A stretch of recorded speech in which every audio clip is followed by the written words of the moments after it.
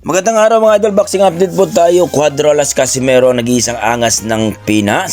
Hindi daw sikat at hindi daw kilala sa buong bansa. Na kung saan, masikat pa daw itong si Carlamis Martin mga idol, ang rank number 2 dito sa WBO sa Bantamweight Division. Well mga idol, alam naman natin na itong si Cuadrolas Casimero ay lumaban ito sa 12 difference country mga idol, kung saan ay dumadayo talaga sa iba-ibang bansa na kung saan mga idol dito nga, no? Kung maalala nyo mga idol nung dinayo ang bansang Argentina at kinalaban itong malupit daw na halimaw ng Argentina si Luis Lasarte mga idol, na kung saan ay hindi natanggap ng kalaban na tinalo ang kanilang halimaw sa Argentina mga idol, na talagang TKO ang inabot at talagang nagkagulo, no? Nagbatuhan po doon sa Argentina at nagkaroon po ng ban yung boxer mga idol at hindi na palaban na.